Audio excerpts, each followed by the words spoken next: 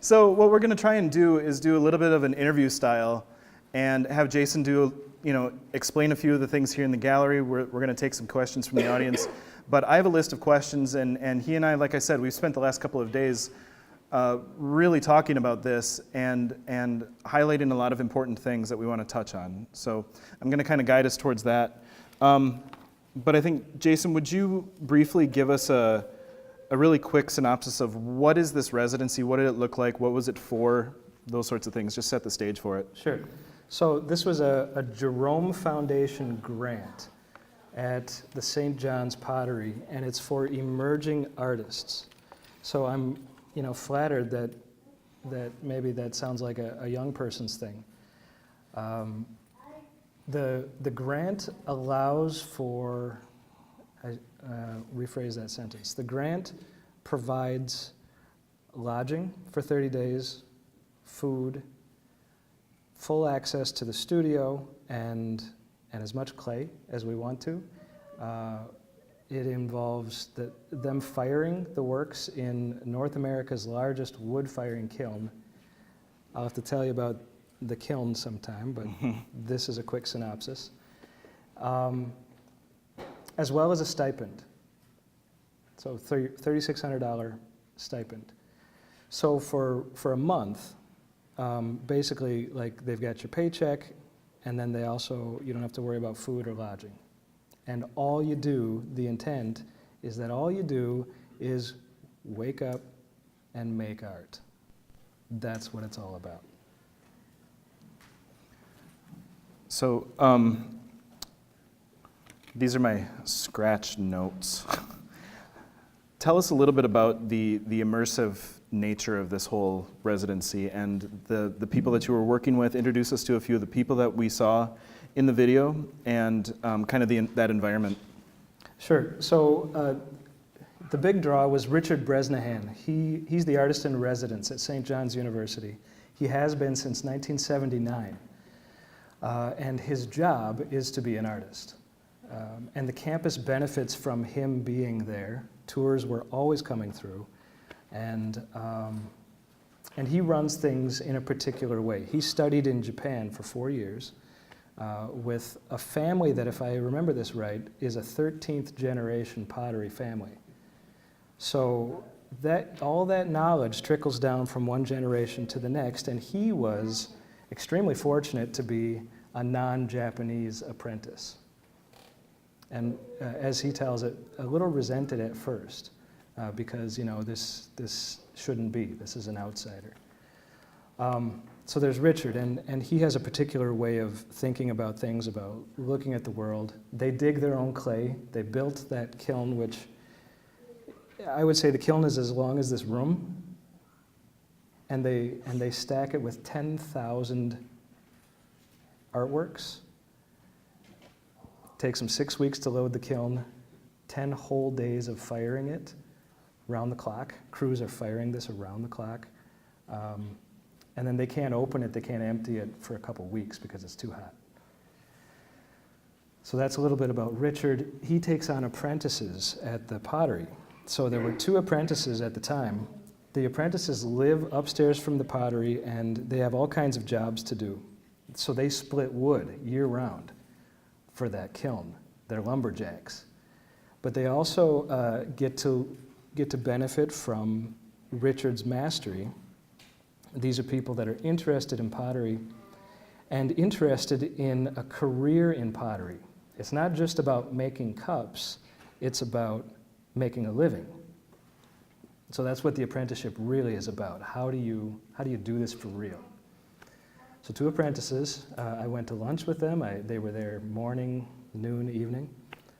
There's a studio manager who comes into work, and he answers the emails, answers the phones, gives tours, and then there were some student workers around. And then for the month of June, there were 2 of us, selected, 2 people every year selected from Minnesota and New York. And that's just the way Jerome Hill wanted it to be. So that's the rule. So this was a really interesting mix of people that were intently focused on a life in the arts. And then there was a steady stream of visitors. There were always people coming through. Yeah, tell us about, so every time that one of those tours would come through, you were telling me about this earlier, what would happen in the room when a tour would come through? Well, so the studio's kind of closed in the morning. That's just like internal time. We have tea at 10 o'clock. Everybody knows that at 10 o'clock, everybody stops and we're gonna gather around this table. You might have seen that or noticed it in the video. And we have tea, and then lunch happens, and then after lunch, the doors open. And sometimes there's high school kids touring the campus. Sometimes there's people who came just to buy some pots. Sometimes there's dignitaries visiting, and they're here for a different conference or something, and they have to go see the pottery. And every time that somebody comes in, they're treated with what I've come to call radical hospitality. They're given a tour. Everybody's given this tour, and shown like the inner workings. You see the clay processing. You see the kiln. You're explained. You're explained. I need to use grammar. You're shown how this all works. You're told this story, and oftentimes invited to tea at 3 o'clock. So tea happens again at 3. So sometimes there might be 25 people around the tea table. Sometimes it's just the internal people. There's 5 people or whatever. But telling the story was a really big part of the way the pottery operates, and central to the philosophy of Richard Bresnahan. Yeah. Okay, so that's the stage that we're looking at, is this studio space, this gallery space. Now, drop yourself into there and tell us a little bit about we've got how many pieces here today? 24 in the room. All right, 24 here. Tell us about what, as you're making these, what was that process like? What was it like to work in that environment and live there? Too good to be true in some ways. I was so excited. I was so excited about this. And so excited that when I got there, I didn't know what to do. So for the first week and a half, for sure, I was just like a mess. I would try something and things would fall apart, and I don't know what I should do. And I was telling some students that I had the same feeling when Bill took us to the Sistine Chapel. And I had been learning about the Sistine Chapel since I was 13. Bill's been showing us this stuff. And now I'm there. And, it's up there. And I remember having this thought, what am I supposed to do? I know this is going to end before I know it. I know I'm going to be on a bus and we're going to be gone and that's it. It's over. What do I do right now? What do I do? How do I take advantage of this? I had that same feeling sitting there in the pottery residency. What should I do? So my sketchbook, I brought my sketchbook here for a special peek. If anybody wants to flip through this later. I look at this and I see my searchings. I see trying to figure out how do I maximize this time? How do I be a good steward of this time and energy? Mm-hmm. After a couple weeks, I started to hit my stride, and I don't know if this came through in the video, but I had a lot of pieces fall over. Like you saw that big head that kind of fell over. That big head is here, and that wasn't the last disaster that happened. There were all kinds of travesties that happened to that piece, and for me now that's part of the meaning of the piece. But later on, as I got used to how the clay works and how my pace works, all the works up here in the front, these are what the show is named for, the carriers. These, 1, 2, 3, 4, 5, 6, 7, all 7 of these that I'm pointing at here were made in 2 days. So yeah, I went from a pace of I don't know what to do, and it's taken me a week to make a piece, and it's fallen apart, to just cranking them out. And that was partially panic too. It was the last 2 days. I gotta do something. I gotta go.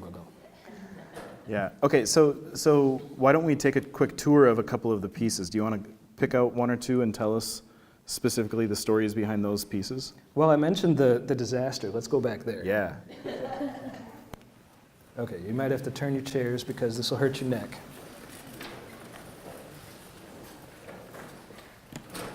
And some of you might not see this, but I'll point to it and you'll see it later. So there's 3 big heads here, and all of them fell apart in one way or another. And I was really proud of these sculptures. I worked really hard on them. They were carefully made. This one in the middle, got the worst of it. You saw it tipped over in the video. So, at that moment, I have to decide, well, what do I do? I made this thing, I was proud of it, and now it fell over. And it's like the back of it's smashed in. So I cut it like sliced bread. You saw that, and then restacked it and thought about it for another week. Then I had to hollow out those pieces. So if we're sticking with bread, I only used the crust. Took out the middle, only used the crust. And then had to put it back together. You can see here, though, that there's other stuff that happened. It collapsed in the kiln. The kiln got so hot that the clay started to liquefy. And it avalanched, and it collapsed on itself. And there's bowls and cups here that are permanently attached to this thing. They're not mine. I know whose they are. They belong to one of the apprentices. These are from some of his lines that they do thousands of the same cup, thousands of the same bowl, and so they got a lot to spare. But now they're permanently fused. They're permanently part of this, and so part of this whole concept is, what do you do with unexpected whatever when something happens? And so, I decided I'm going to show that. I'm going to put that out, and it turned into a piece about perseverance. So when you get a look at it, look in that guy's eye. He's looking through all of this adversity. He looks out at you, and all these things happen, but he's still there. He's still there. So those 3 are a series. Look at the titles. It'll sink in. You'll understand. This audience will understand. So stay here. So take us on the journey from the pieces that fell apart there to your last 2 days, and what was that part like? Okay, so right here, these all have a similar form. I remembered my old friend Auguste Rodin. Some of you know him. Auguste Rodin had a method for armatures, and part of my problem all the time was the clay collapsing because it's heavy and wet, and it's just not ready to hold itself up when I need it to. So there were different armature systems, but in the end, I remembered Rodin. Auguste Rodin did this thing where he would take clay, form it into a cone, and let it stiffen, and then build around that cone and lift off the cone. So all of these come from the same cone. They're all built on that same kind of cone of hardened clay. I had paper around it so it would release. So with time, I developed this system that would allow me to just make intuitive decisions without spending so much time on how do I make it survive. Then I could make it mean something. I got the survival part out of the way. Should we talk about meaning? Hey, would you talk about meaning? Okay.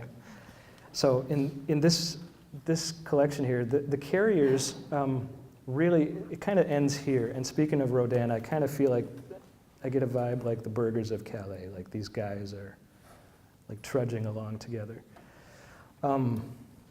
This one maybe represents the idea best, and maybe this one, if you look really closely at it, you got to look inside the cave to understand this one. So this one's really the same, but it's exposed. The concept is one of relationships, of responsibility in a relationship.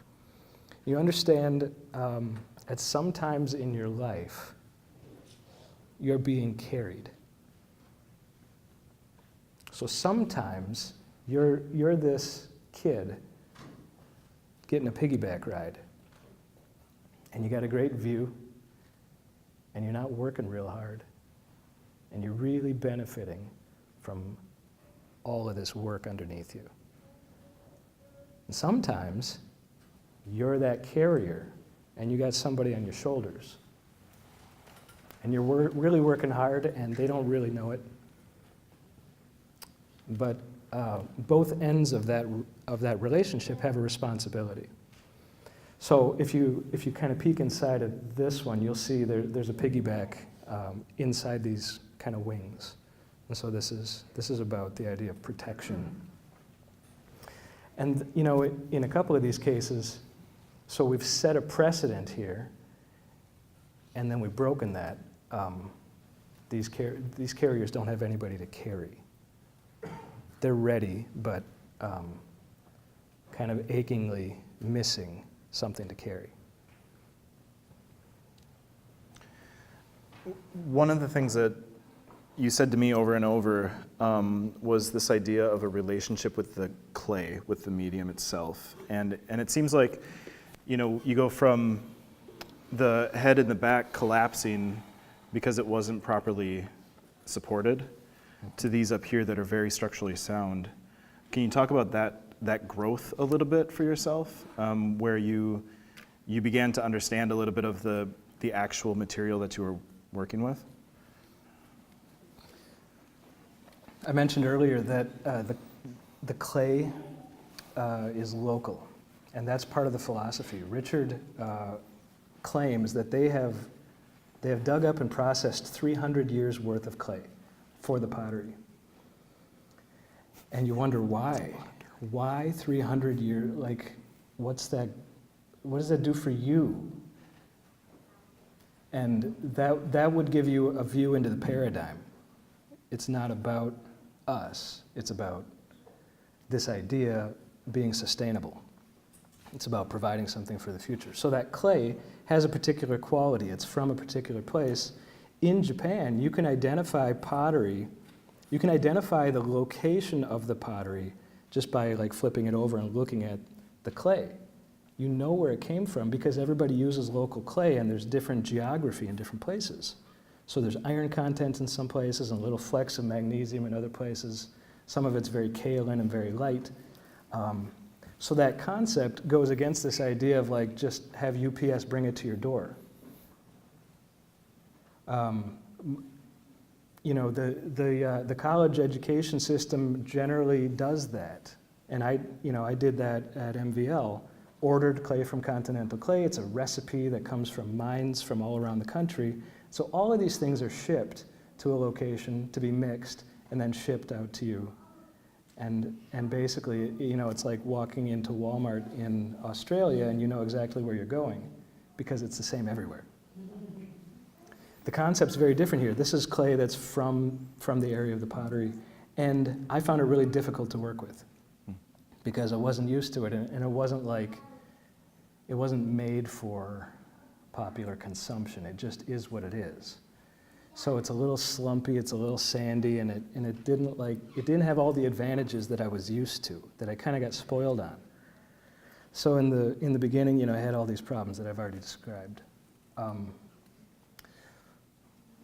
But this leads me into Richard's philosophy. He talks about forming a relationship with the materials, which sounds weird, but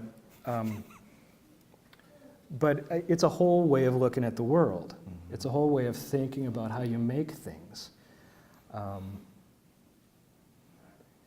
In a way, it's an expensive personal investment. You're going to spend time. You're not just going to like get this quickly, which I learned.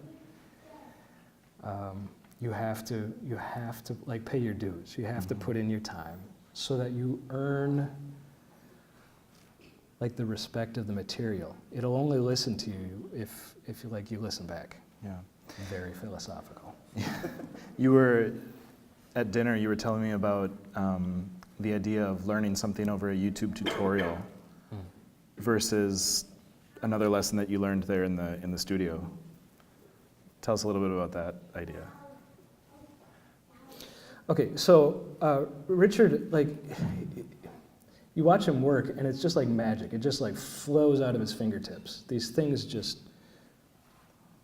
appear, and it's pretty incredible. And so I was watching him. He had this series of bottles that he was working on, and he would take a little bit of blue slip in his hand and a little bit of white slip, take his finger, and like swirl it just enough, hold this bottle in his hand, and with just the right flick of the wrist and the motion, he would make this like twisting ribbon of a circle on the surface of the bottle. And then he'd rotate the bottle and do it again.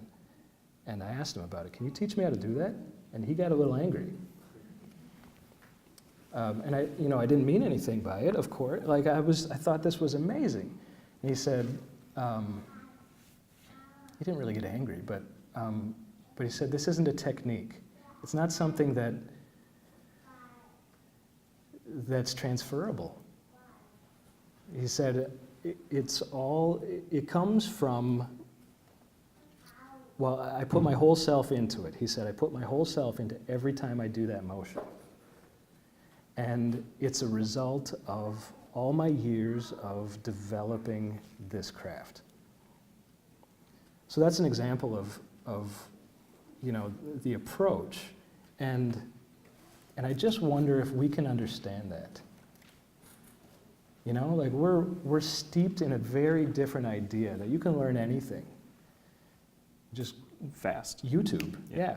And I do that. Like I do all kinds of After Effects tutorials because I got to learn fast. I need the answer, so you just know the keyword, search it, okay, narrow it down. That's what I need. I want that information now. This is the opposite of that. If you want that information, put in the time. Wait. I think Richard said that when he was an apprentice, he didn't get to like make a cup until a year of like wedging clay and sweeping the floor. And over there, they don't explicitly teach. It's up to the student to look really carefully at what the master potter is doing. And if you're a worthy student, you'll get it. Okay, so let's shift gears here a little bit and talk about and kind of the present state of things. And what is your work look like now, or what does your process look like now? What came out of this residency that you can apply to the rest of your body of work moving forward here? Well, the whole idea of having time set aside to focus was transformative. The whole purpose, the 30-day purpose is just figure this out, figure out how to do what you do. And then there is, this daily pace. Like, you got to be a creative. You got to like produce. How do you have ideas? That's kind of what this came down to. How do you know what to do, and how do you have ideas? I don't believe in coincidences anymore. I don't know if you noticed the scrolling application letter is dated from 2 years and 1 day ago. It was February 20th. So no coincidences. I think that 30 days was preparation for my full-time career right now as an artist. Because right now, that's what I have to do. I have to, wake up, have ideas, be productive, and maybe I had a practice run at it. Mm-hmm. Mm-hmm. So, looking around this room, I know that there's a handful of students, current students here, former students of yours, and people who are probably going to end up sending kids here to be students eventually, right? So how does this experience and that learning transfer to your classroom and your classes and your students and the way that you might observe them or guide them or whatever here? We don't have any prepared remarks here. That's part of it. Like the preparation, sometimes I think preparation is blinding. And it, so what I learned is that it's really, really important to be where you are, like to pay attention to where you are, really be present, and not necessarily have an agenda. So, so we have tea over in Dwight Hall. We've got a tea table set up, and in a very broad way, it's not about the tea. It's about being civilized, and I don't mean like, ooh, civilized. I don't mean that. Yeah. What I mean is like we're looking at each other and talking. The relationship is that we're going to learn from each other and we're going to figure it out together. Now, in the pottery, there's definitely there's a master, and everybody acknowledges he knows his stuff, and that's why we're here. But you didn't really sense a hierarchy. So that's part of what I bring, I think, from this. There's also a concept that I'm exploring. Some of my students will recognize this term, responsive intent. I made it up, I think. Responsive intent. Like the avalanching face where everything went bad, fell over and it exploded and fused. My idea about responsive intent is, well, maybe you just change what you want. Like if the situation shifts, what are you going to do? You going to cry? What are you going to do? You gotta figure something out. So this one that looks like a porcupine, with all the sticks sticking out of it, well, that one fell apart in the kiln. It went in as one piece. It came out as four, and it broke all along the seams where I cut it to hollow it out. And because of the way that the kiln operated, the face part was in a different heat zone, and it shrunk more and it warped. So I couldn't just stick it back together. It wouldn't fit. So I never intended for all the porcupine stuff. That's a sculpture of Jonah. But responsive intent, hopefully allows you to shift, adapt, and make the best of it. And another theory I'm working on, I'm mulling this over. I think being able to think creatively means being able to think optimistically. I think that there's an inherent optimism to creativity. I can't prove it. I have one last little question, and then I do want to open it up, and we're going to run out of time here pretty quickly. But if you have a question, get ready to ask it. So again, kind of looking around this room and knowing that you might be connected to hundreds of thousands of young artists via technology right now. Hi, everybody at home. What's a piece of advice, if you were going to give a piece of advice to a young artist who wants to get into art, who really does care and wants to, what would you say to them? It's such a hard question. It's so hard. We had kind of a run at this in the car, so I had a practice run. I think pray and be gutsy.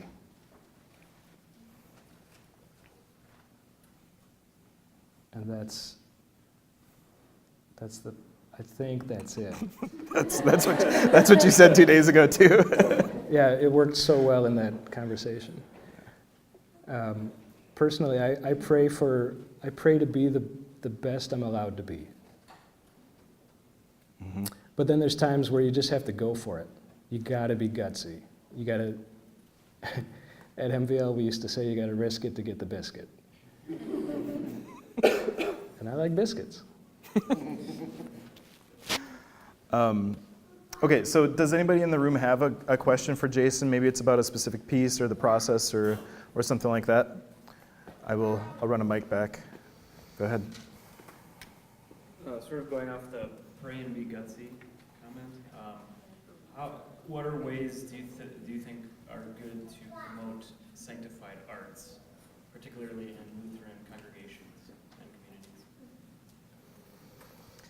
This is something I've been working on for, I think, 2 decades.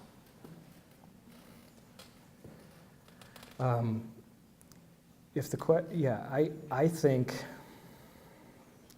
quality matters. I think theology matters. So know your stuff. I have sculptures here that are made particularly for you. There are Lutheran sculptures here. I was on a Catholic campus. Benedictine monks were walking around campus. But I was making specifically Lutheran pieces because I know that you are my audience.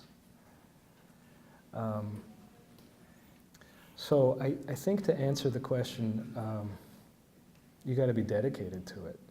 You got to study, be an astute student of history, be an astute student of theology, and you got to work your craft. Like, nobody has to care about your artwork. That's a hard lesson, but nobody has to care. Please don't feel like anybody, that you deserve anything. You just do your best. Anyone else? Andy. Okay, 2-part question. First is, it's a very common thing in someone who's starting out in art or trying to figure out what art is all about, to have that, they're paralyzed by the fear of screwing it up, right? So how do you break that in yourself? Is it practice, or is it someone standing over you and saying, just do it, just keep doing it as encouragement? Second part of the question is, at what point does something, you want to react to what happens, even if it's maybe something you didn't expect, but at some point, is it a failure? And how do you know when that point is? Okay. The first question, how do you get over that paralyzing fear of messing it up? I think mileage goes a long ways. Make a lot of art. Because the more art that you make, the smaller the percentage of your total body of work that one piece is. Probably not a grammatically correct sentence, but if you think about your body of work in terms of like a pie graph or something along those lines, if you've made 2 works, well, half of that pie graph is one and half of that pie graph is the other. If you've made 100 works, well, then failing one doesn't really affect the graph that much. So I do think quantity helps, and you just can't avoid having that fear. You're gonna be afraid, and you can't avoid having to pay your dues, like I was saying earlier. You gotta do the work. Okay, so is anything ever a lost cause? Is it just too late, too bad? I don't know, says who? The 20th century taught us that the artist can say. And my grandma taught me Japanese ink painting, and one of the things that she taught is that you have hope for every painting. And in that comment is implied that sometimes you won't feel like it. But I generally hold out hope. These pieces up here are here because I want to hide them. These are they're not that good. I'm not that crazy about these, but they're good enough to be in the show.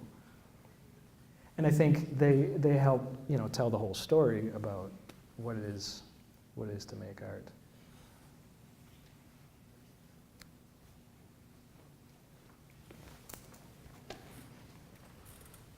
We talked about this in class a little bit, but would you be able to expand on your lack of use of glaze and the control you had over your projects?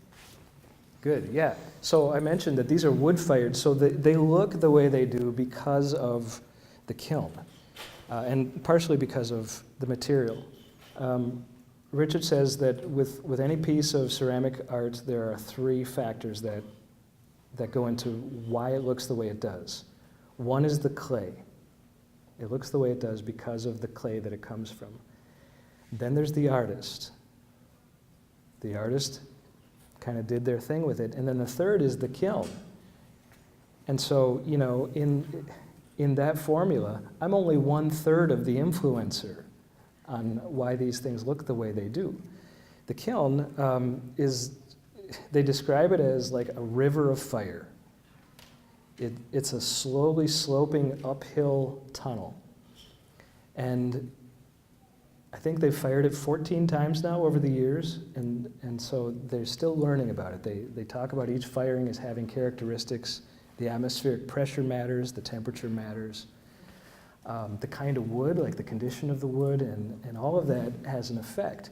And that fire is traveling, so picture a river, you know, sometimes it spirals around and gets slow, and sometimes it gets pinched and gets fast. And all of those things are creating like little microclimates inside the kiln. And so if you look closely at some of these pieces, you'll see like evidence of what was happening in the kiln. For example, another one of these big heads back here, so right behind the avalanche one, that one, if you look at the top of it, you'll see circles on the top of it. And that's because they set bowls on top of it in the kiln. And so there's a different microclimate inside that bowl. This piece right here. So you can, like, there's evidence of the kiln on the pieces. And some pieces have, you know, drastically different colors. I didn't paint those drastically different colors. I painted like a solid color. Almost all of these are just a solid color of slip. And the kiln is like doing its thing. It's like weather patterns on the clay. And so you have to you have to be ready. You have to know that you don't really have control of this. Ben.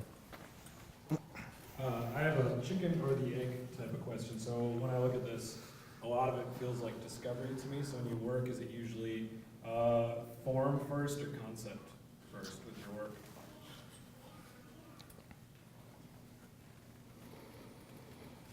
You want me to choose? I can't. I mean, it's not there. I think what I've learned about myself is that there's no usual. You know, there's just struggle. So the sketchbook is a record of struggle, and some of these things are form like there's tubes. You'll see tubes every now and then, and there's pieces over here too in the windows. So like these tubes, that was just form, you know. And I didn't intend for this guy to be on here, but I had the guy.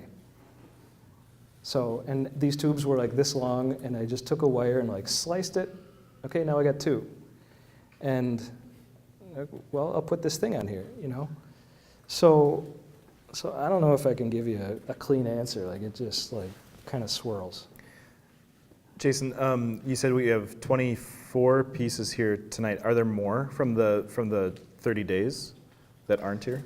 Not really. There's a couple of little tiny pieces in my office. Yeah. Little like sketchy things. I was really surprised at the end when I counted, because it comes out to pretty. I took a couple days off, went to Wisconsin for a presentation, so it was really like 28 days.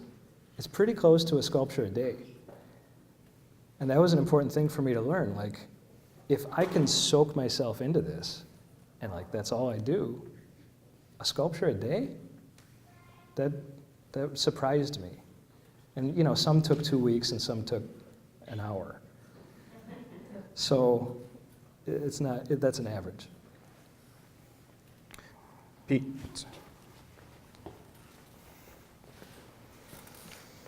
Jason, when I think of your stuff, I think of, you've got, ever since I've known you, you've had a very distinct style. There's something that's uniquely, when I look at that, I go, oh, looks like, that's a Jasperson. Jasperson did that, I know. But what, okay, so I wonder if maybe this would need an illustration. What's the difference in your mind between perhaps a style, and then also what is your voice? A lot of people talk about an artist of any kind, whether it's a poet, whether it's a writer, a singer, a musician, whatever.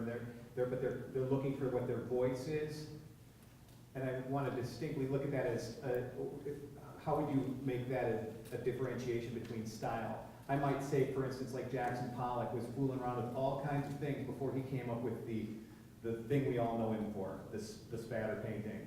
And one might say that he found his voice, but that's not his style. His style is throughout all his canon, but his voice became this thing.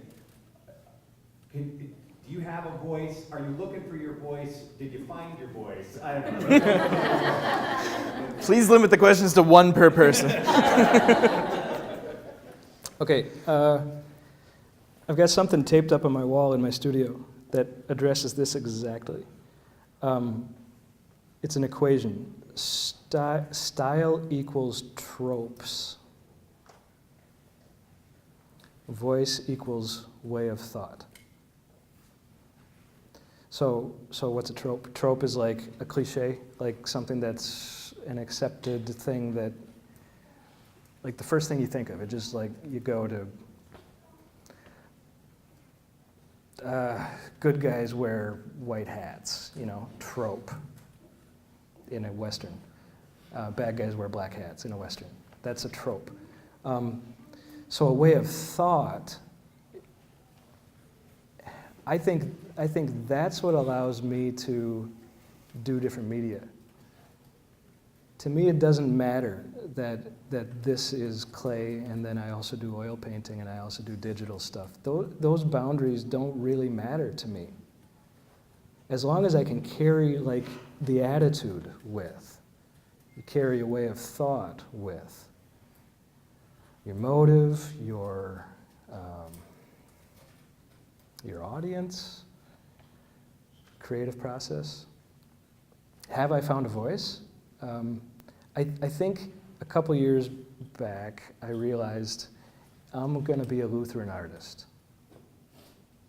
I'm going to put those parts of my life together intentionally, and I'm going to aim at confessional Lutheranism as my audience, because that's, well, Bill Bukowski taught me seek truth, and so where's the truth? I think we got it. We got the goods. I want to deliver. I want to deliver the theological goods in a visual culture. So that's the best I got on voice. This is my sister. I just wonder how much of that transfers into your work with Koine. So this is all with clay. Can you speak just a little bit about your Koine stuff? I know you kind of addressed it in what you just said. Okay, well, Koine is a worship media company and also a band from Milwaukee, Wells Lutheran guys. And it's the perfect setup because there's a group that wants to do what I just said, wants to communicate in a visual culture, strong theology. And sometimes people get hung up on style, guitar versus organ. That's a trope. That's an external thing. You get to the way of thought, you get to the motive, and then you're having a different discussion. You're assessing the work in a different way than the external trappings of it. Good? No? She's not satisfied. The look on our sister's face was like, no, not that good.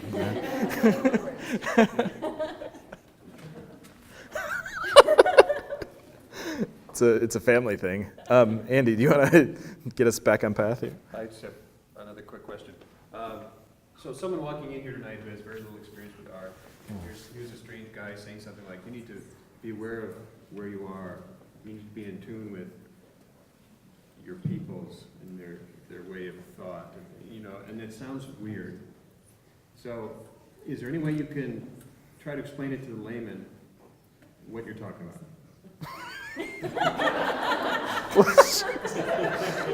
Am I the weird guy? or is it me? I didn't follow that. No, It sounds a bit Mr. Miyagi. it is a bit Mr. Miyagi because I think what I'm advocating is spending time and paying attention. You know, so in your hypothetical situation, somebody comes in and they don't get it. Try, pay attention. You know, look at it. Like it would be really easy. I think it's pretty normal. I've been to museums and I've seen people just like walk past artwork. They go to a museum like this.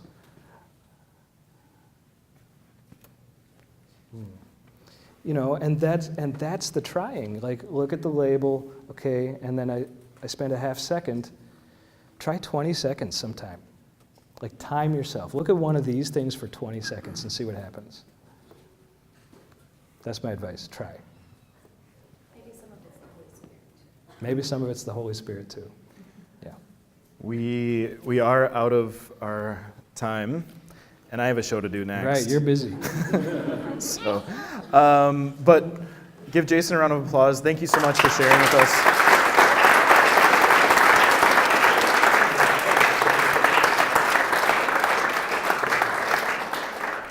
So right now, Jason's got final words here. Go ahead. That was super fun. Thanks for being here. Yeah.